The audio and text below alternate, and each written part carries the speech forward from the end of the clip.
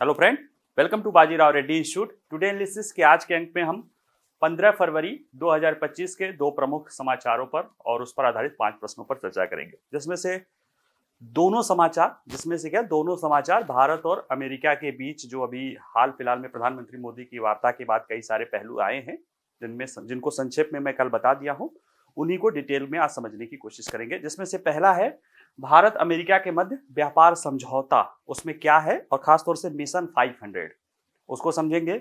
दूसरा है Bharat America trust पहल या transforming relationship utilising strategic technology, इसको समझेंगे, इसका क्या महत्व है और इसमें क्या क्या पहलू है और क्यों हमारे लिए रणनीतिक महत्व के लिए ये है, ये सारी चीजें, ठीक है। और इसी पर आधारित 5 प्रश्नों को देखेंगे। देखिए, भारत और अमेरिका के बीच जो है व्यापार संबंधों की बात किया जाए तो इसको लेकर सबसे ज्यादा जो पक्ष विपक्ष की बात की जा रही है, खासतौर से इसकी आलोचना की जा रही है टैरिफ आदि को लेकर। अभी अगर हम देखें भारत और अमेरिका का व्यापार, तो वैसे द्विपक्षीय व्यापार के रूप में भारत सबसे बड़ा, अमेरिका भारत का सबसे बड़ा जो है द्विपक्षीय व्यापार भागीदार है। अब उसमें अगर चूंकि द्विपक्षीय व्यापार में वस्तु और सेवा दोनों का होता है, इसलिए दोनों मिला के अमेरिका सबसे ज्यादा लगभग 200 अरब डॉलर का हो जाता है। लेकिन अगर वस्तु का देखेंगे तो चाइना थोड़ा सा हमसे द्विपक्षीय व्यापार में ज्यादा है। लेकिन जब निर्यात की बात आती है, जब व्यापार लाभ की बात आती है, तो भारत अमेरिका कहीं बेहतर स्थिति में हो जाता है। हमारे लिए अमेरिका कहीं बहुत बेहतर स्थिति में हो जाता है। रणनीतिक रूप से तो चलो चीन हमारी जो समस्या वो है ही है, लेकिन जहां चीन से हम बड़े पैमाने पर आयात करते हैं, वहां से हम अमेरिका से बड़े पैमाने पर निर्यात करते हैं। लेकिन उसको लेकर कुछ चिंता भी है और इसी चिंता को दूर करते हुए साथ ही साथ व्यापार को इस स्तर तक पहुंचाना है जहां पे दोनों को फायदा हो, उसको लेकर जो है एक मिशन 500 लॉन्च किया गया है भारत दोनों देशों के नेताओं द्वारा। और मिशन 500 है 2030 तक भारत और अमेरिका के द्विपक्षीय व्यापार को 500 अरब डॉलर तक पहुंचाना, जो लगभग अभी वस्तु और सेवा मिला के 200 अरब डॉलर के आसपास है। तो ये एक बड़ा महत्वाकांक्षी लक्ष्य है। हालांकि इसमें लेकर कुछ चुनौतियां भी है, कुछ पहल भी है और 2025 से बायलैटरल ट्रेड एग्रीमेंट की भी बात की जा रही है। तो उन सारे पहलुओं को आइए एक एक करके हम समझ लेते हैं। देखिए, प्रधानमंत्री नरेंद्र मोदी और अमेरिकी राष्ट्रपति डोनाल्ड ट्रंप ने 14 फरवरी को इस साल पारस्परिक रूप से लाभकारी बहुक्षेत्रीय द्विपक्षीय व्यापार समझौते के पहला चरण से बातचीत शुरू करके जो वर्तमान में दोनों देशों का व्यापार, मौजूदा व्यापार 200 अरब डॉलर के स्तर से है, उसे 2030 तक दोगुना से भी ज्यादा करके 500 अरब डॉलर के लिए मिशन 500 की घोषणा की है। मिशन 500 क्या है? 2030 तक भारत और अमेरिका के द्विपक्षीय व्यापार को जो है 500 अरब डॉलर तक ले जाने की योजना है, ठीक है। अगर देखा जाए तो भारत और अमेरिका जो संयुक्त बयान के लिए देखा जाए तो वो कह रहे हैं कि ये मुक्त व्यापार समझौता नहीं है।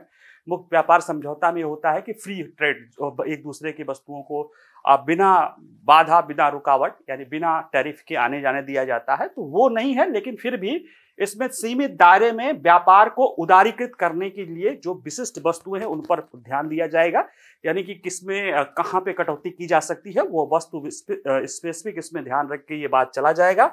और भारत और अमेरिका द्वारा व्यापार वार्ता को आगे बढ़ाने के लिए वरिष्ठ प्रतिनिधियों को नामित करने की प्रतिबद्धता जताई गई है कि इसके लिए वरिष्ठ प्रतिनिधि नियुक्त की जाएंगे जो इसके लिए आसान रास्ता बनाएंगे। और दोनों देशों ने कहा है कि एक दूसरे के बाजार पहुंच को बढ़ाने, टैरिफ और गैर टैरिफ बाधाओं को कम करने की दिशा में काम करेंगे। यानी इसमें एक तो 500 का लक्ष्य है, 500 अरब डॉलर का, साथ ही साथ इस साल से ही द्विपक्षीय जो है ट्रेड एग्रीमेंट के लिए, जो कि दोनों देशों के लिए फायदेमंद हो, उसके लिए पहल करने के लिए जरूरत हो गई है और बाजार पहुंच बढ़ाने और टैरिफ और गैर टैरिफ बाधाओं को दूर करने की पहल की जा रही है। इसके लिए अगर देखा जाए भारत के लिए बीटीए का क्या मतलब होगा, तो देखिए ऐसा नहीं है कि भारत और अमेरिका व्यापार समझौते पे जो वार्ता कर रहे हैं वो पहली बार कर रहे हैं।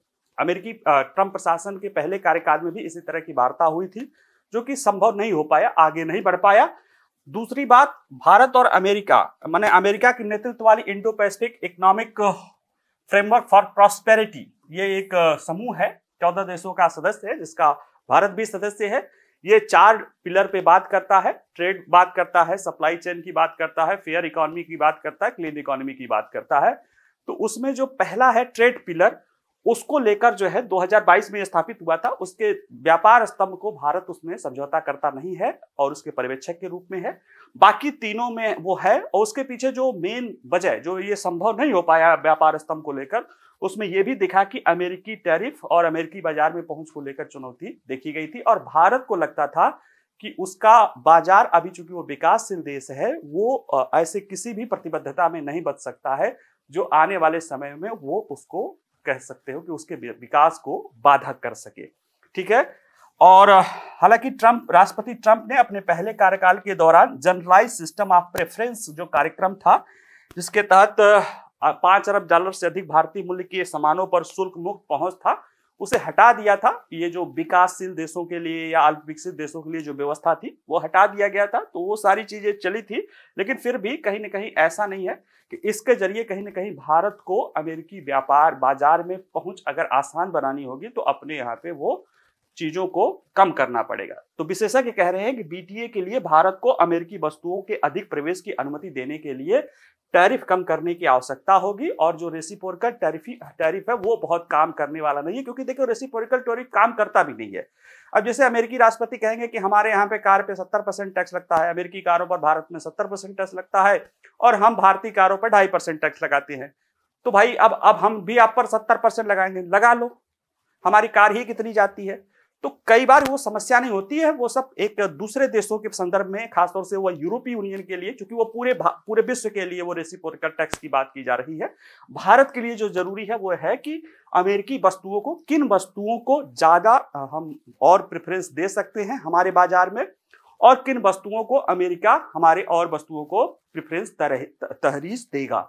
और इसके लिए देखिए समझने की बात है कि लोगों को लगेगा कि हम अमेरिकी वस्तुओं को देंगे तो हमारे यहाँ पे उनका आयात बढ़ेगा, तो हमारी वस्तुएं वहां नहीं जाएगी। लेकिन अमेरिका भी चूंकि व्यापार बढ़ाने के लिए कोशिश किए गए हैं, तो जब आप एक हाथ देंगे कि ठीक है चलिए हम आपके कारों पर टैक्स कम कर देते हैं, बड़ी कारों पर ठीक है हम कम कर देते हैं, या कुछ कर सकते हैं अपनी इंडस्ट्री को बचाने के लिए करते हैं, तो हमारी ये सामान है, इसके लिए जो अभी चीन से लाते हैं उसको आप लीजिए, तो उसके लिए फिर वो ऐसा कोशिश करेंगे कि चीन पे वो चीजें महंगी हो या भारत की वो चीजें जाए, या अगर आप चाहते हैं ये सामान सस्ता जाए तो आप आइए, आधा अपने यहाँ निर्माण करिए, आधा हमारे यहाँ निर्माण करिए, फिर हम यहाँ से चाहें तो इससे रोजगार, पूंजी निवेश और जो है लाभ दोनों देशों को मिलेगा। तो ये सारी बातें की जा सकती है, और इसी को लेकर जो है जो वो विशेषज्ञ स्तर पे जो बातें, हाई लेवल की जो बातें करने की बात की गई है वो होगी। लेकिन निश्चित रूप से इसमें कमी करने की जरूरत पड़ेगी अपने ट्रेड को लेकर। इसीलिए जो JTRI जैसे थिंक टैंक है उनका कहना है कि ये व्यापार समझौते के लिए सबसे अच्छा समय नहीं है, क्योंकि मौजूदा जो ट्रंप एडमिशन है वो फ्री ट्रेड एग्रीमेंट को मानने वाली स्थिति में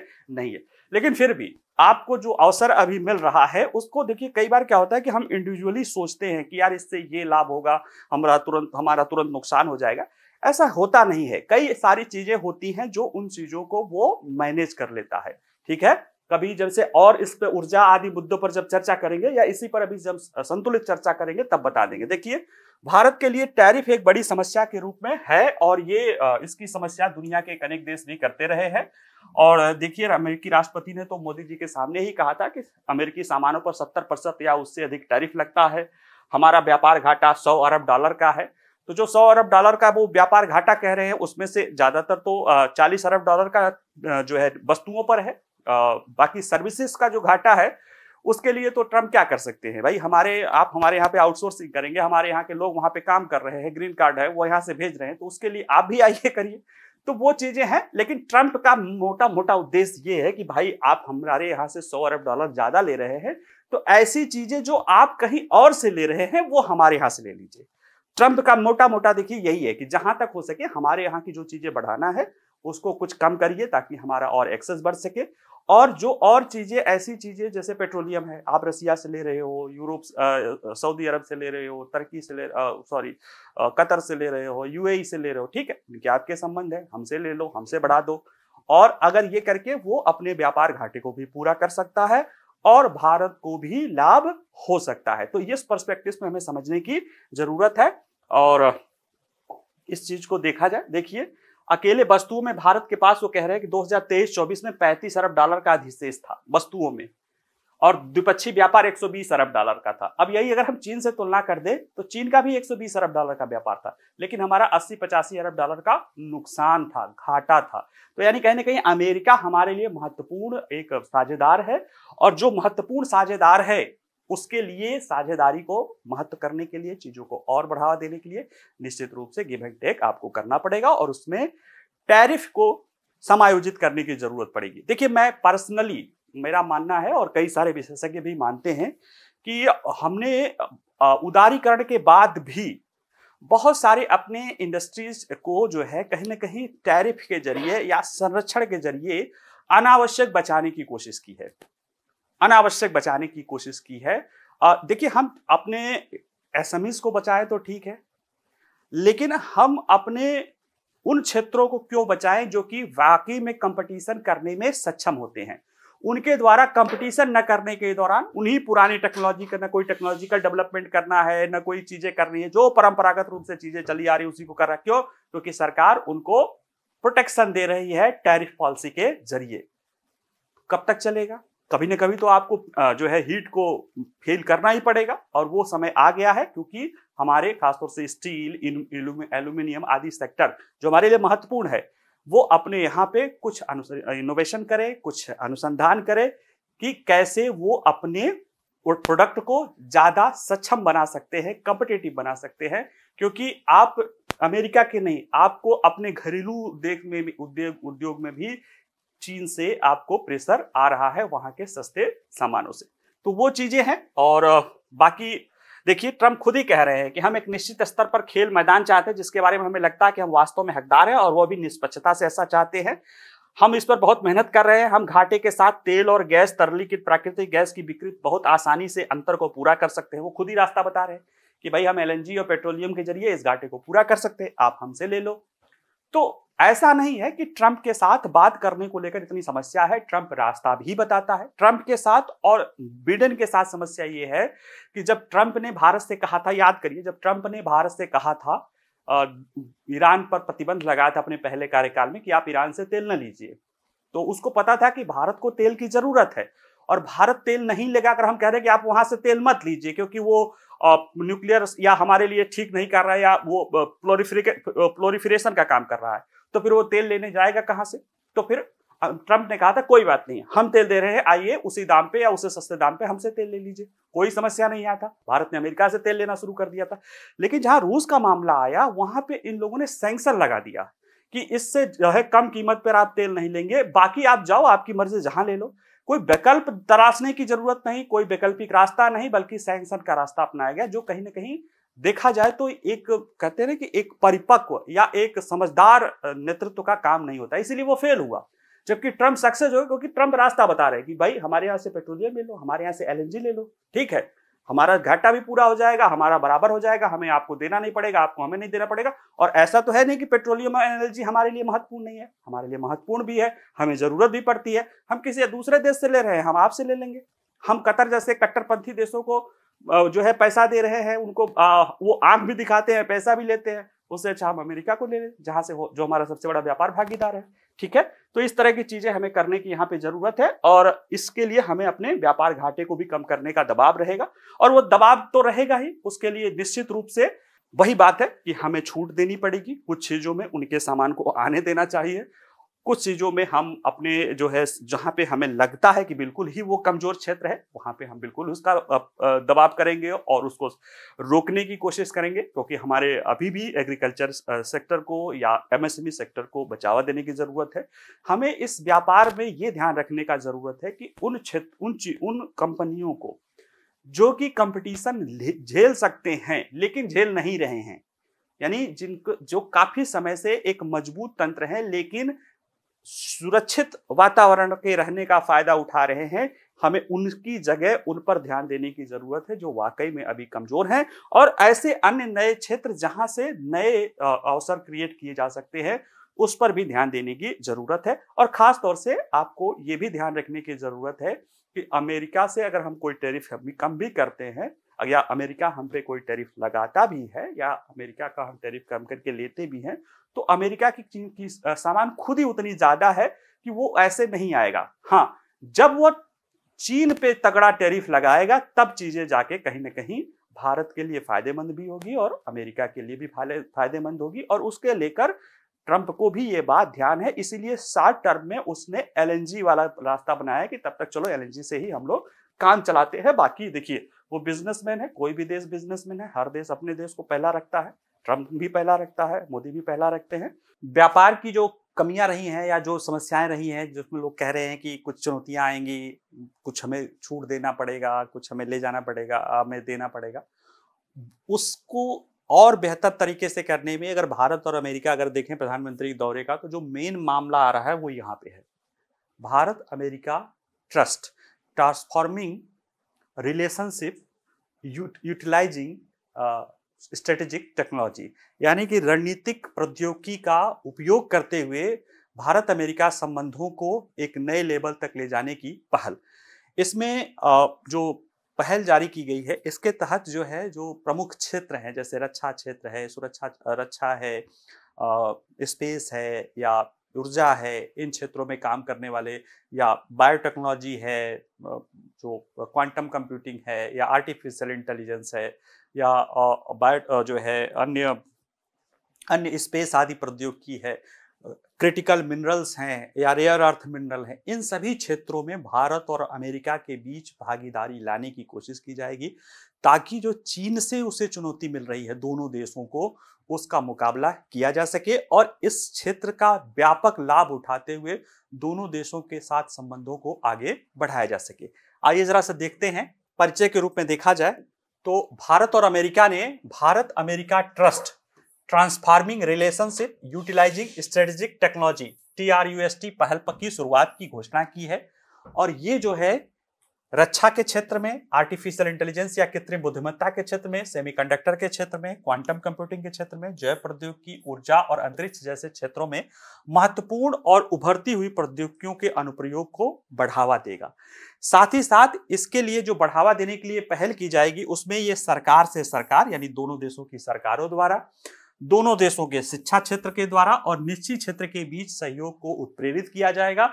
और यह भी ध्यान रखा जाएगा कि इस क्षेत्र में जो प्रूव्ड जो है प्रौद्योगिकी है, जो उसका उपयोग पर्याप्त तरफ से उसको विक्रेता को उसका जिसके पास उसका IPR हो, उसका लाभ मिलता रहे, ताकि संवेदनशील प्रौद्योगिकी की सुरक्षा होती रहे। यानी कि इसमें दोनों देश एक दूसरे के जो इंटेलेक्चुअल प्रॉपर्टी राइट हैं, उनके महत्व को ध्यान में रखते हुए, उनकी संवेदनशीलता को संरक्षित रखते हुए एक दूसरे का आर्थिक या अन्य तरह से लाभ लेने का पहल करेंगे। इन प्रमुख क्षेत्रों में कौन कौन सा सहयोग? इसमें सरकार भी सहयोग करेगी, शिक्षा एजुकेशन क्षेत्र भी करेगा और निजी क्षेत्र भी इसमें सहयोग करेगा।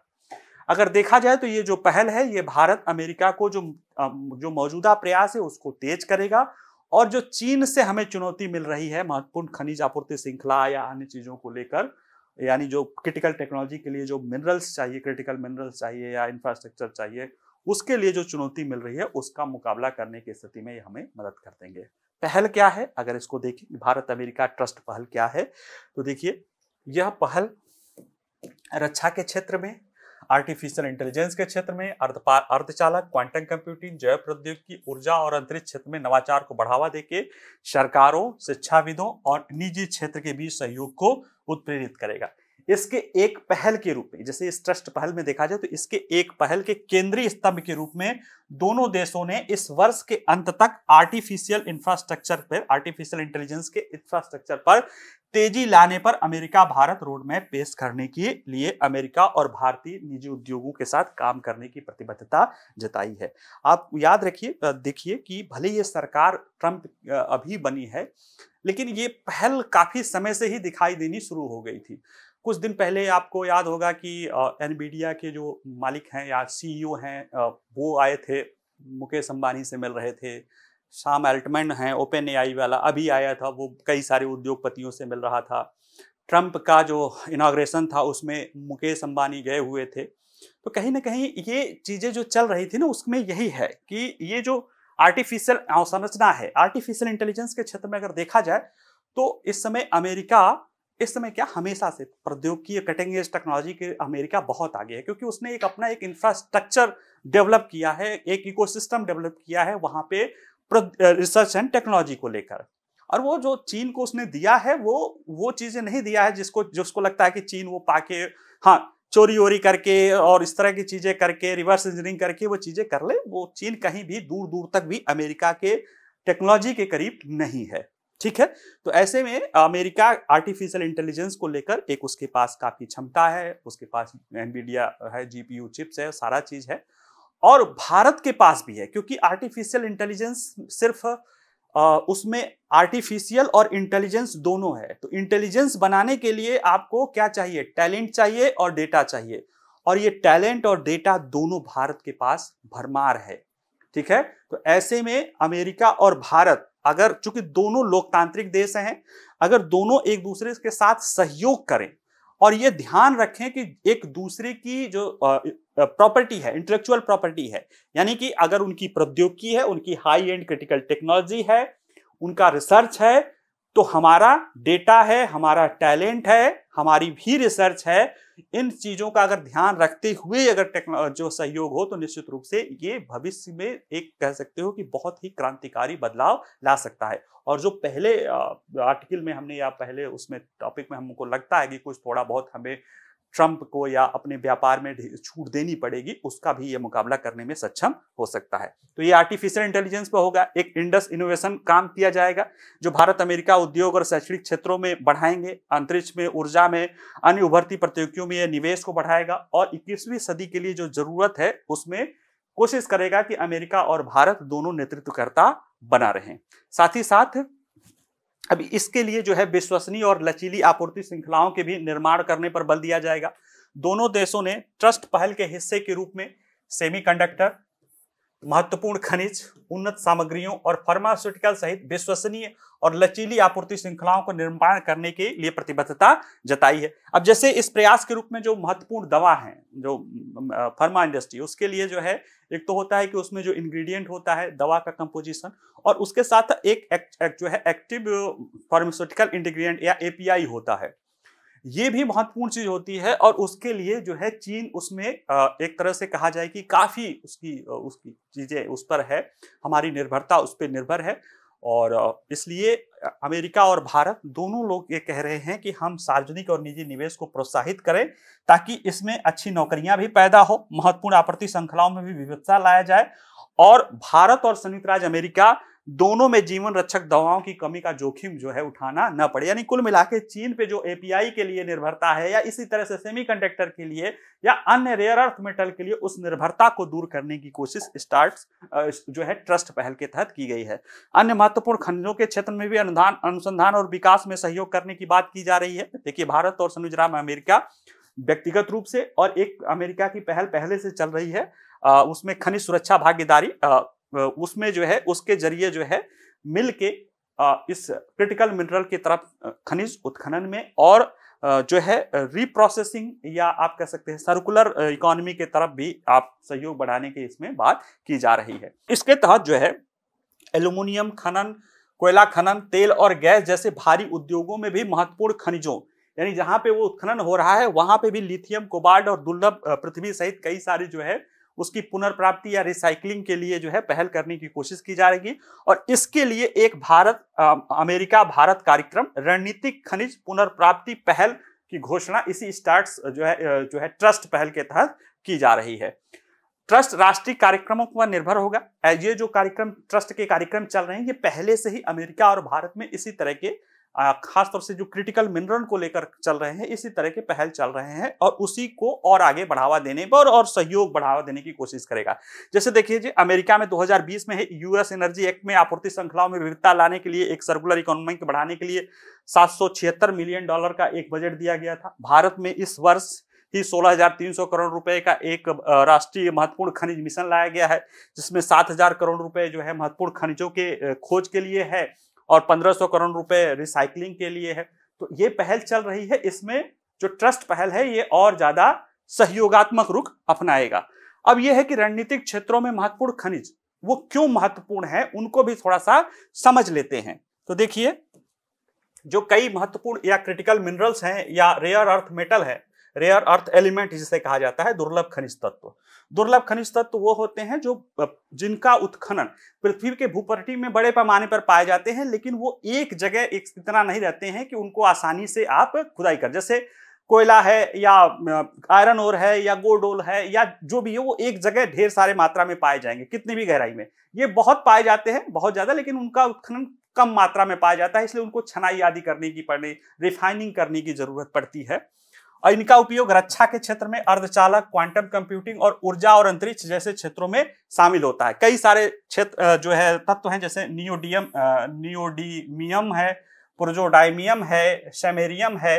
ये तत्व मिसाइल, लड़ाकू विमान, रडार में उपयोग किए जाते हैं और इसके लिए जो उपयोग किए जाने वाले उच्च प्रदर्शन वाले चुंबकों के लिए महत्वपूर्ण होते हैं। लिथियम है, कोबाल्ट है, निकल है, ये ऊर्जा भंडारण के लिए, बैटरी आदि के लिए तो सब लोग जानते हैं निकल जो है। इसी तरह से गैलियम और ईडियम है, अर्धचालक बनाने, सेमीकंडक्टर के लिए और आर्टिफिशियल इंटेलिजेंस के हार्डवेयर के लिए महत्वपूर्ण होता है, जो जीपीयू आदि बनता है। क्वांटम कंप्यूटिंग और अल्ट्रा शुद्ध सिलिकॉन बनाने और सुपर कंप्यूटिंग सामग्रियों के लिए जो है यूरोपियम और टेरिबियम जैसे तत्व हैं। और rare earth metal biotech, imaging और मेडिकल डायग्नोसिस के लिए भी बढ़ावा देते हैं। ठीक है, इसी रेयर अर्थ मेटल में चुंबक परवाह जो है पवन टर्बाइनों के लिए भी चलाया जाता है। साथ ही में अंतरिक्ष में गर्मी सहन धातुओं के लिए भी, मिश्र धातुओं को बनाने के लिए भी इनका उपयोग होता है। जैसे कि अगर आप अभी देखें तो हमें से कई लोग कहते हैं कि यार भारत ने अंतरिक्ष पे पहुंच गया, चंद्रमा के दक्षिणी ध्रुव पे पहुंच गया, लेकिन अपना फाइटर प्लेन का इंजन नहीं बना पाया।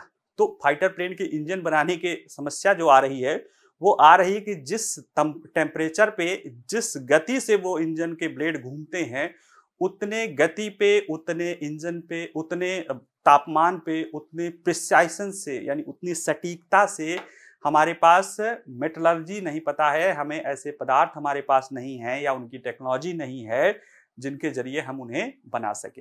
तो ये सारे सहयोग जब होने लगेंगे तो इन क्षेत्रों में भी आप क्या करेंगे, आप एक जो अभी आपका सब कुछ रुका हुआ था वो तेजी से आगे बढ़ने लगेगा। निश्चित रूप से इसका फायदा अमेरिका भी लेगा, इसका फायदा आप भी लोगे, और इसमें कोई बुराई नहीं है कि अगर दो देश एक दूसरे के जो है हितों को ध्यान में रखते हुए अगर आगे बढ़ने का काम करते हैं।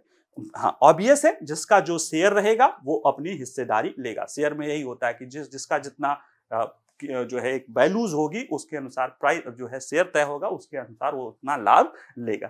ठीक है, और ये जो प्रयोग है वो कहीं ना कहीं चीन द्वारा जो वैश्विक रेयर अर्थ उत्पादन में, जिसमें लगभग 70% उसका योगदान है, उसको जो एक तरह से देखा जाए कि वो पूरे रेयर अर्थ प्रसंस्करण तंत्र को नियंत्रित करता है, उससे विविधता लाई जा सकती है और अपनी आपूर्ति श्रृंखला को सुनिश्चित किया जा सकता है। वो हमारे संप्रभुता और राष्ट्रीय सुरक्षा दोनों के लिए महत्वपूर्ण है, क्योंकि भारत अभी कुछ भंडार हमारे पास हैं, फिर भी हम अभी तक आयात पर ही ज्यादातर निर्भर हैं, खासतौर से दुर्लभ मृदा को लेकर। आइए जरा से इनसे जुड़े प्रश्नों को देख लेते हैं।